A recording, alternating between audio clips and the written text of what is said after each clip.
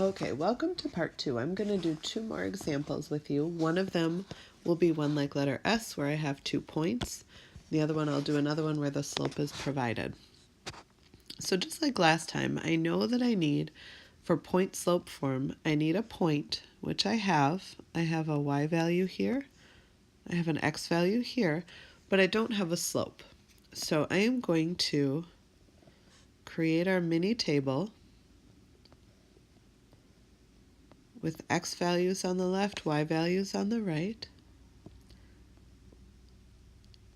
And I am going to transfer the 2 points I have, -4, -6, to the first row. And I'm going to transfer the second point we have, 3, 8, to the second row. And I know when I look for my slope, I'm looking for my change in y as a numerator and my change in x as a denominator. So my change in y is a pretty big jump because I'm going all the way from -6 to +8, which means that I am climbing up the number line 14 jumps. My change in x is going from -4 to +3, which means I am going up 7 jumps. If I put that in fraction form, what I end up with is 14 over 7, or 14 divided by 7. Because I can do 14 divided by 7 and get a whole number, instead of calling this slope 14 over 7, I'm going to say that the slope is 2, which is the total of 14 divided by 7. So I can circle that in yellow. That's going to go into the M position of my formula here.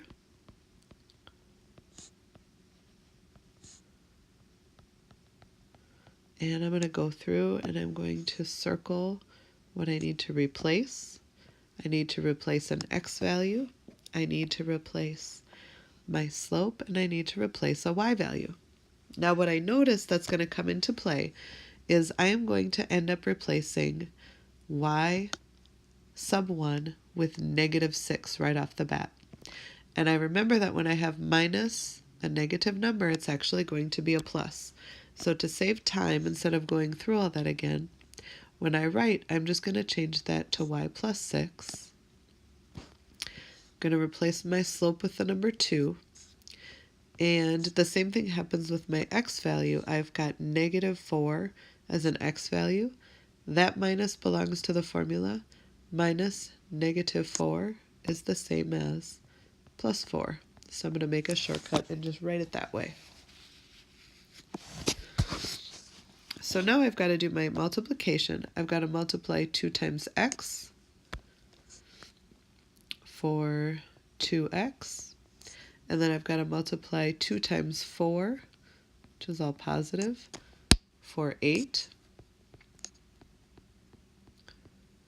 And now the only thing I have that's stopping me from my goal equation with a y alone on the left is that I've got this +6 here.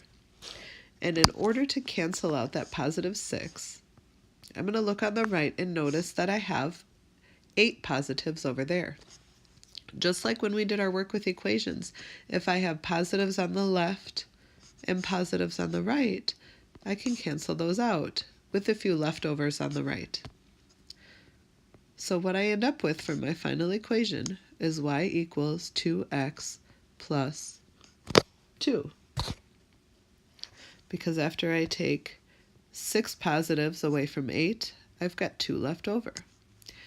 If you want to go through with your colors, you've got your blue y, you have your yellow 2 for a slope, you've got your pink x, and you've got your green y-intercept of 2.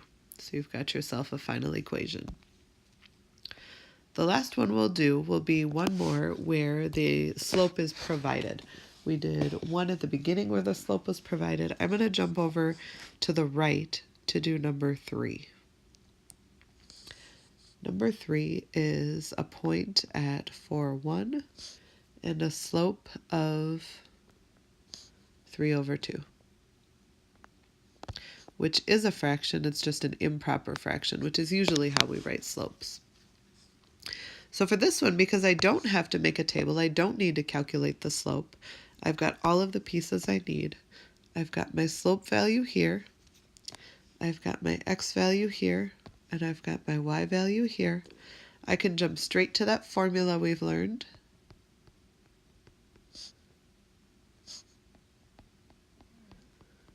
There it is, and I need to replace my m, I need to replace my y, and I need to replace my x.